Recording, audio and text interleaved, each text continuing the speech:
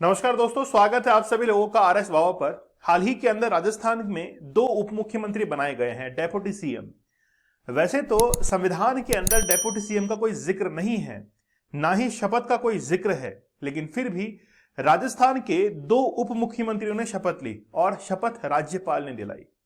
इसी मामले को लेकर ओम प्रकाश सोलंकी एक व्यक्ति हैं जिन्होंने हाईकोर्ट के अंदर याचिका लगाई और हाईकोर्ट ने कहा कि हम लोग जल्द ही इस चीज की सुनवाई करेंगे कि क्या वाकई में ये जो शपथ दिलवाई गई है वो क्या असंवैधानिक है। क्योंकि सचिन पायलट जो कि राजस्थान के पहले डेप्यूटी सीएम थे, उन्होंने उप मुख्यमंत्री के तौर पर कोई शपथ नहीं ली थी, उन्होंने कैबिनेट मिनिस्टर के तौर पर एक शपथ ली थी। इसीलिए सवाल यह है कि क्या यह शपथ का जो प्रारूप है वो बनाया किसने आखिरकार, और राज्यपाल ने शपथ दिला कैसे दी।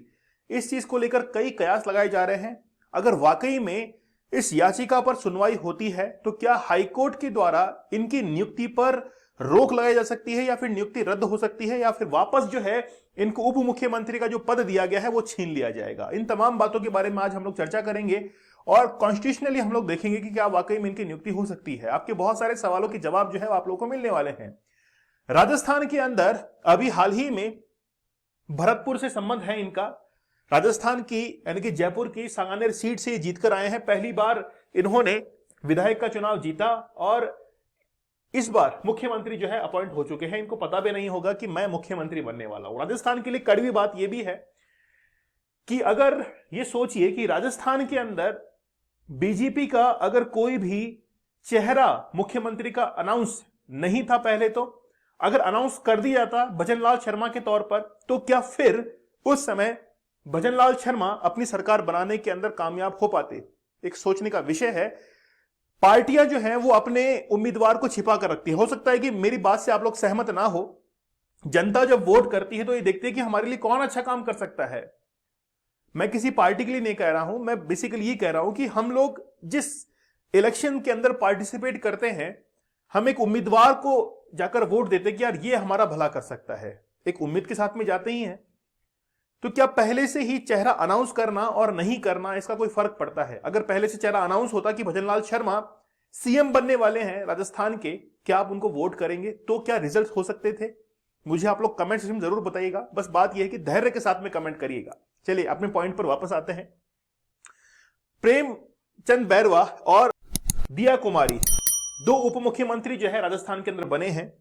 अब तक राजस्थान के अंदर कुल 7 उप मुख्यमंत्री बने हैं। आपके एग्जाम पॉइंट ऑफ व्यू से काफी इंपॉर्टेंट हो सकता है। टीकाराम पालीवाल जो कि राजस्थान के पहले निर्वाचित मुख्यमंत्री थे, वो जय नारायण व्यास की सरकार के अंदर पहली बार उप मुख्यमंत्री के तौर पर जो है मनोनीत होते हैं। 26 मार्च 1951 से लेकर पहली नियुक्ति इनकी है 3 मार्च 1952 तक। फिर दूसरी नियुक्ति 1 नवंबर 1952 से लेकर 1 नवंबर 1954 तक। 2 साल और 342 दिन तक ये अपने पद पर रहे थे। दूसरे व्यक्ति हैं हरिशंकर भावड़ा, रतनगढ़ सीट से आते हैं, जो कि भैरव सिंह शेखावत की सरकार के अंदर उप मुख्यमंत्री बनते हैं 4 साल और 54 दिन के लिए 1994 से लेकर 1998 तक। उसके बाद में बनवारी लाल बैरवा और कमला बेनीवाल दोनों उप मुख्यमंत्री बनते हैं, बारी बारी से बनते हैं और 317 दिन के लिए बनाए जाते हैं। 2003 में 25 जनवरी 2003 को इनकी नियुक्ति होती है और अशोक गहलोत जिस समय सीएम थे पहली बार उप मुख्यमंत्री इनकी नियुक्ति होती है। सचिन पायलट जो कि उप मुख्यमंत्री बनते हैं टोंक से आते हैं और वो भी अशोक गहलोत की सरकार के अंदर ही उप मुख्यमंत्री बनाए जाते हैं 17 दिसंबर 2018 से लेकर 14 जुलाई 2020 तक। और अब दिया कुमारी और प्रेमचंद बैरवा जो हैं इनको बना दिया गया है डेप्यूटी सीएम और 15 दिसंबर 2023 को इनकी नियुक्ति की गई है और इस समय मुख्यमंत्री जो है वो है भजनलाल शर्मा। तो 7 मुख्यमंत्री जो हैं वो अब तक राजस्थान के अंदर हो चुके हैं। इनसे पहले जिन्होंने मुख्यमंत्री पद की शपथ ली है, सचिन पायलट और भी कई लोग हैं, इन्होंने कैबिनेट मिनिस्टर के तौर पर शपथ ली है, ना कि उप मुख्यमंत्री के तौर पर। जब आप लोग शपथ को वापस आके देखेंगे शपथ ग्रहण समारोह के अंदर, तो इन्होंने कहा कि मैं राजस्थान के उप मुख्यमंत्री के तौर पर शपथ लेता हूं।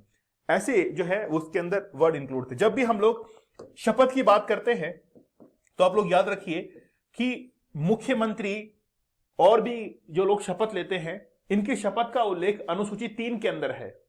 अनुसूची 3 के अंदर शपथ का उल्लेख है। मुख्यमंत्री जो है वो भी एक मंत्री के तौर पर ही शपथ लेता है। ठीक है, तो ये शपथ का प्रावधान यहां पर है, लेकिन वहां पर अनुसूची 3 के अंदर कहीं पर भी उप मुख्यमंत्री के शपथ का उल्लेख नहीं है। तो क्या इनकी नियुक्ति रद्द हो सकती है?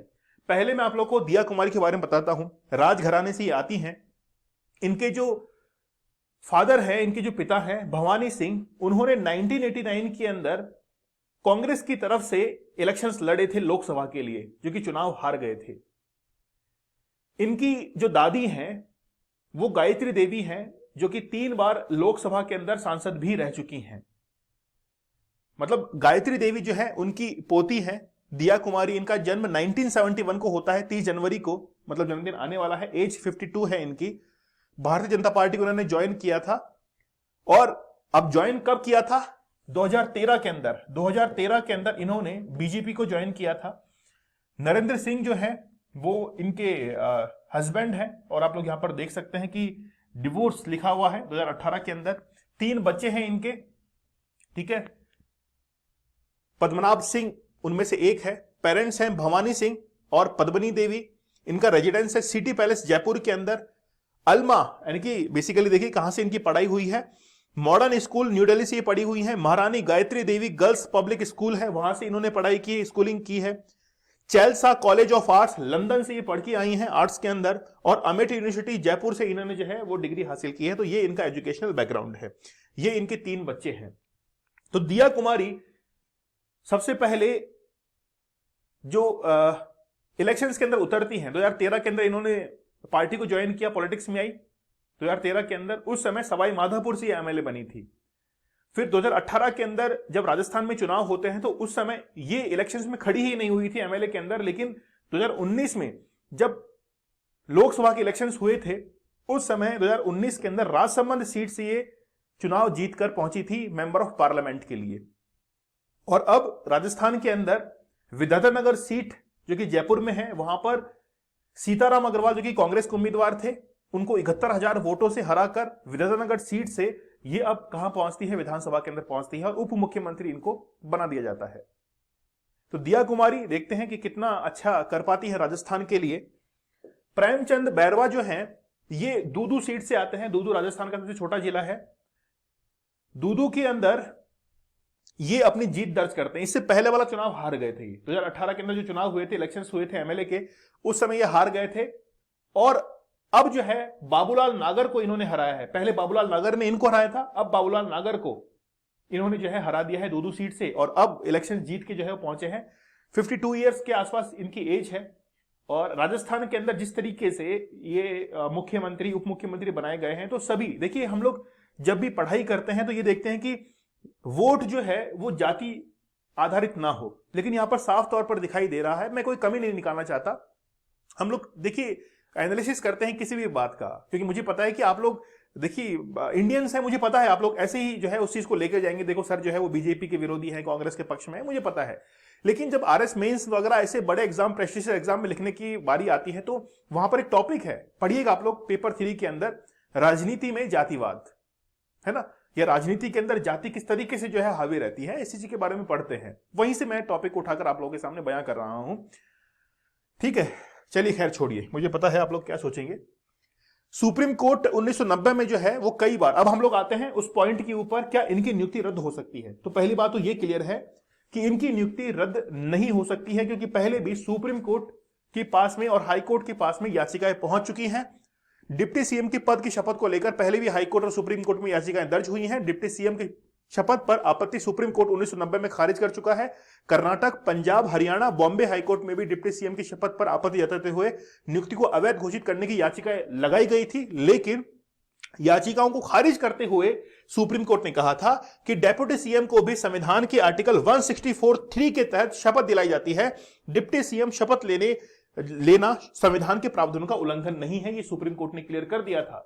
तो इसीलिए अगर आपको कोई बोले कि यार उप मुख्यमंत्री जो है उनको हटाया जा सकता है, तो आप बोल देना कि ऐसा नहीं होगा, क्योंकि आर्टिकल 164(3) के आधार पर जो है सुप्रीम कोर्ट ने कहा था कि इनकी नियुक्ति, इनकी शपथ जो है वो वैधानिक है, असंवैधानिक नहीं है।